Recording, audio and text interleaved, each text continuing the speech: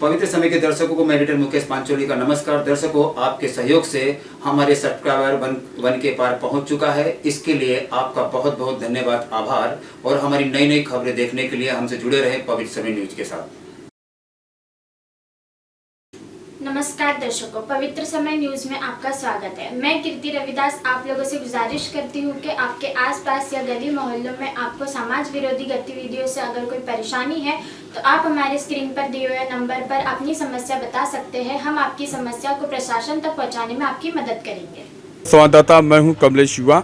आज हम आपको बताने जा रहे हैं कि वार्ड क्रमांक 156 में इस समय हम मौजूद हैं। शेख अब्दुल्ला चाल, उसी से सटे हुए लार्सन एंड टिब्रो का जो इंफ्रास्ट्रक्चर का जो काम चल रहा है रियल्टी का, उसकी ये संरक्षण भीत है। आप तस्वीरें देख सकते हैं कि किस लापरवाही से यहाँ पर कोई भी, यहाँ के इतने बड़ी रहवासी लोग यहाँ पे रहते हैं। मनपा उर्दू शाड़ा से लेकर यहाँ पर करीब 5 से 6 हज़ार लोगों की यहाँ पे जनसंख्या है इस चाल के अंदर। लेकिन यहाँ पर कोई भी न मनपा द्वारा न लार्सन एंड टिब्रो के अधिकारियों द्वारा उन्होंने कोई संरक्षण भीत बनाया ही नहीं। संरक्षण भीत अगर बनाते थे, दीवार बनाते अगर, तो आज ये जो हादसा 5 सितंबर को पिछले दिनों हुआ, शुक्रवार की मध्य रात्रि को 11 बजे, जिसमें कि शेख फारूक जी का परिवार उसमें रहता था और वह दीवार गिर जाने से वो तो ईश्वर का कृपा थी कि कोई जान माल का नुकसान नहीं हुआ। लेकिन तत्काल लोगों ने उस कार्य को देखा और उन्होंने तुरंत रूम से बाहर निकले और जान मान की तो क्षति नहीं हुई, लेकिन उनका घर गिरने से उनका नुकसान हुआ है। और महानगर पालिका एल विभाग की सहायक आयुक्त अलका ससानी जी को जब युवा राष्ट्रवादी कांग्रेस पार्टी के सर चिटनीस सुरेंद्र सिंह झिंटू जी ने जब उनको लेटर दे के पहले ही अवगत कराया था कि यह दीवार और ये जो यहाँ के नागरिकों का जो घर है, यह एल&टी रियल्टी हब के लापरवाही से यहाँ पर आप देख रहे हैं कि कोई भी ऐसी कोई चीज़ें यहाँ पे सावधानी नहीं बरती गई है। तो इसके लिए उन्होंने अवगत कराया, लेकिन अलका ससाने सहायक आयुक्त लेटर लिखने के बाद, अवगत कराने के बाद भी जन समस्याओं को उन्होंने सुलझाया नहीं, जिसका नतीजा ये हुआ कि लार्सन एंड टिब्रो की लापरवाही के कारण शेख फारूक जी का घर आज टूटकर बर्बाद हो चुका है। अब हम जानते हैं स्थानीय राष्ट्रवादी कांग्रेस पार्टी के जिला सचिव सुरेंद्र सिंह झिंटू जी से। झिंटू जी, आप हमें बताइए कि कैसे और किस कारण यह कार्य हुआ जिसका हर्जाना आज शेख फारूक के परिवार को भुगतना पड़ रहा है। हमारे मित्र हैं, राष्ट्रवादी कांग्रेस पार्टी के सचिव हैं फारूक शेख। इन्होंने पिछले शनिवार को सवेरे सवेरे, हमारा एक ग्रुप है राष्ट्रवादी का, उसमें उन्होंने फ़ोन किया और उन्होंने बताया कि भाई ऐसा ऐसा हो चुका है। बड़े मध्यम वर्गीय, और मुझे लगता है कि उनका जो घर है उसमें तकरीबन 13 से 14 लोग रहते, जो बच्चे हैं। इनका 4 परिवार है 10 बाई 30 के रूम में। अब आप लोग समझ सकते हैं कि वो परिवार कैसे अपना गुजारा करता होगा। मैंने जिस दिन उसकी जानकारी हुई, मैंने सवेरे सवेरे अलका ससाने मैडम को मैसेज किया, व्हाट्सअप किया। मैडम ने उस दिन अपने अधिकारियों को शाम को भेजा।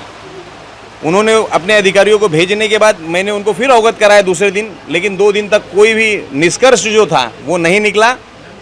ये जो दीवार की बात थी, मैं आपको दिखाना चाहता हूँ मुकेश जी, ये जो दीवार है ये संरक्षण भीत है। आज कोई भी बीएमसी जो परवानगी देती है, सबसे पहला उनको लोगों की जान और माल सुरक्षित रहे, उसके बाद वो लोग नियमानुसार परवानगी देते हैं बिल्डर के बांधकाम को। इनका जो बांधकाम होता है वो शाम को, सवेरे से लेकर शाम तक नहीं बल्कि आधी रात तक होता है। इन्होंने ब्रिज बनाया है, ये जो आप पतरा देख रहे हैं इसके पीछे इनका एक ब्रिज है जो कि तकरीबन 6 फुट पे है। अगर कोई भी गाड़ी, बरसात होते होते कोई गाड़ी स्लिप हो जाएगी, ये तो कम था दीवार गिरने से, अगर कोई गाड़ी गिर जाएगी तो तकरीबन कम से कम 2-4-5 घर मर जाएंगे उसके नीचे रेडीमेक्स की। लेकिन यहाँ के स्थानिक जो अधिकारी हैं उनके कान पे जू नहीं रह रही है।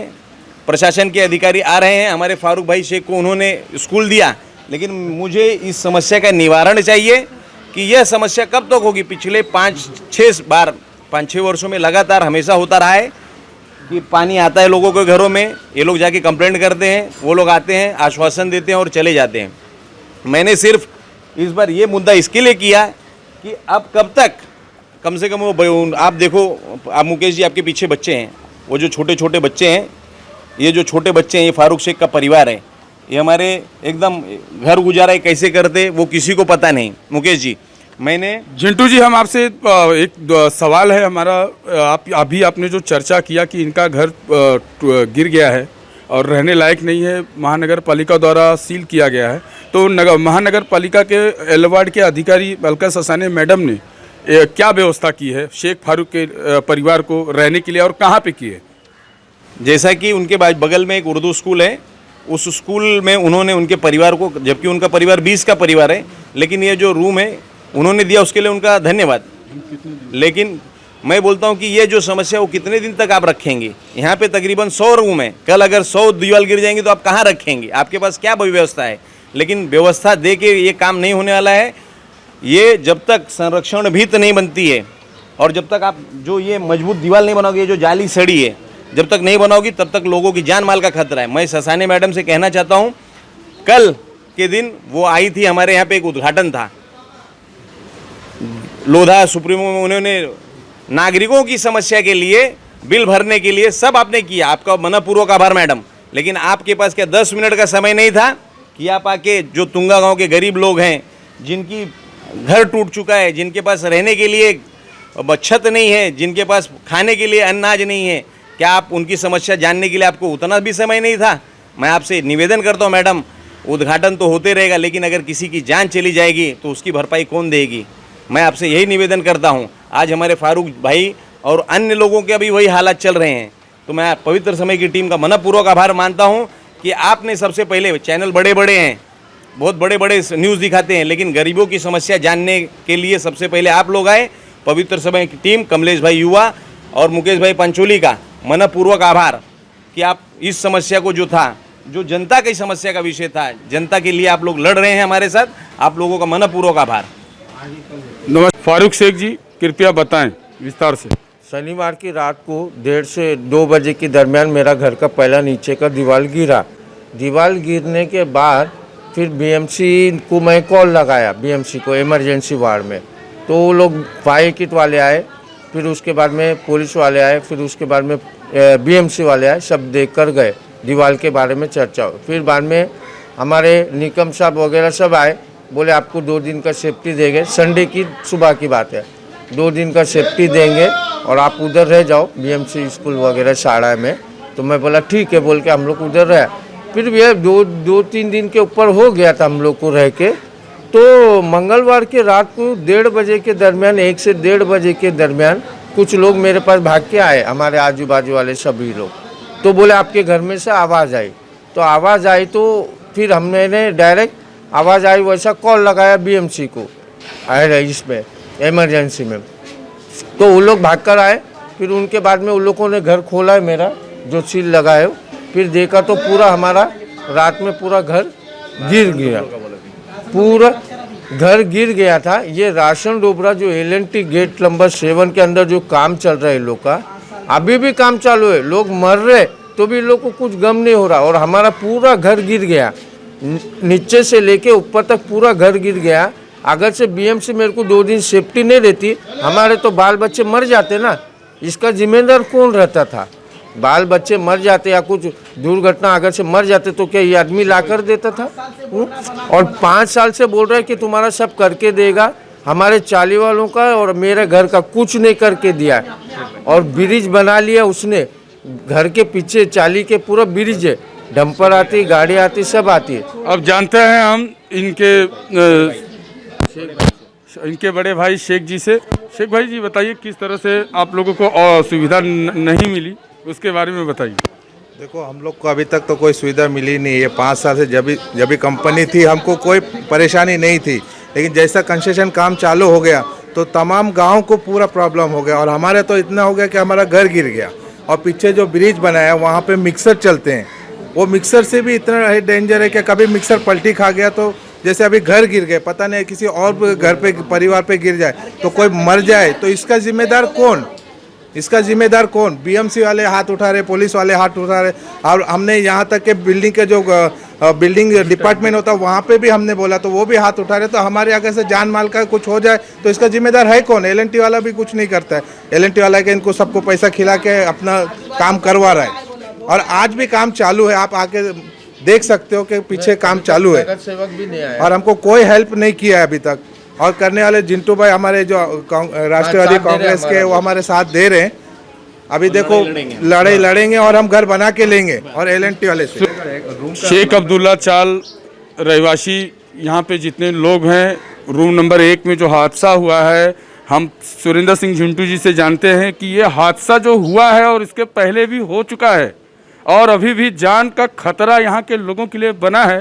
तो ये लापरवाही आप किसकी मानते हैं, मनपा प्रशासन की या फिर रियलिटी हब की?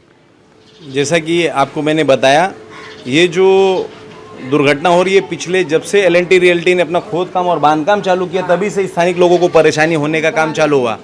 उन्होंने 5-6 साल वर्षों में कम से कम इनके पास हमेशा घरों में सब पानी आते हैं। 2014 से ये लोगों को खाली आश्वासन देते हैं कुछ भी। आज जैसा फारूक भाई का घर हुआ, ये पानी की वजह से गिरा, लेकिन LNT रियल्टी वालों ने इनके घर से 4 फुट की दूरी पर एक ब्रिज बनाया है। अगर वो ब्रिज पे बरसात हो रही है, टायर में मट्टी वगैरह लगा रहता है, सीमेंटेड लोडेड गाड़ी रहती, कल जा रही है, अगर कर स्लीप हो गई और कहीं ऊपर वाले की भगवान करे ऐसा ना हो, लेकिन कभी कोई गाड़ी पलट गई तब क्या होगा? तब तो कम से कम 8 से 10 कम से कम 50 लोग मरेंगे। इसकी जवाबदारी कौन लेंगे? मैं मनपा से ये निवेदन करता हूँ कि आप जब परवानगी देते हो तो आप लोगों की ये कम से कम सुरक्षा का जो विषय होता है उसको ध्यान में रख के आप लोग परवानगी देते हो। लेकिन मुझे ऐसा लग रहा है कि कहीं ना कहीं आपने LNT रियलिटी के लिए अलग नियम कानून बनाए हैं और वो अलग नियम कानून से चलता है, रात दिन जो होता है वो काम करता है और उसको पूरी प्रशासन की पूरा मुझे ऐसा लगता है कि सहकार्य है। मैं सीधा आरोप कर रहा हूँ प्रशासन पे कि अगर हर किसी के लिए 7 बजे का समय है, किसी के लिए 8 बजे का समय है, तो आज आप लोग रातों दिन डे नाइट काम करते हो। इसका मतलब आप लोगों के लिए मनपा ने एक अलग नियम कानून सिर्फ LNT रियलिटी के लिए बनाया है, उसके लिए उसको संरक्षण है, इसी के लिए वो बिंदास काम कर रहा है। उसको किसी की जान और माल का कोई उसको नहीं है, सिर्फ उसको अपने काम से मतलब है। मैं आपसे निवेदन करता हूँ आपके माध्यम से कि पहला जान आप विकास कीजिए, लेकिन विकास किसी की जान पे पैर रख कर मत कीजिए, नहीं तो आपके ऊपर जो लाठी बरसेगी ऊपर वाले की, वो बोलते हैं ना देर नहीं अंधेर है उसमें। एक रात के 12-1 नाइट भर रात भर काम चालू रहता, सुबह 6 बजे से आवाज आती हो गया। जिस प्रकार से सुरेंद्र सिंह झुंटू जी शेख फारूक की मांग को लेकर डटे हुए हैं, लगातार वो इसका जिम्मेदार Larsen and Toubro company realty hub को दोषारोपण करते हुए कह रहे हैं अपनी बातों में, और साथ ही साथ इन्होंने मनपा प्रशासन को भी लापरवाह साबित कर दिया है। तो अब देखते हैं कि कब तक न्याय दिलाने के लिए सुरेंद्र सिंह झुंटू का संघर्ष जारी रहेगा। मैं कमलेश युवा, संवाददाता पवित्र समय, कैमरामैन हरीश गुजटी के साथ।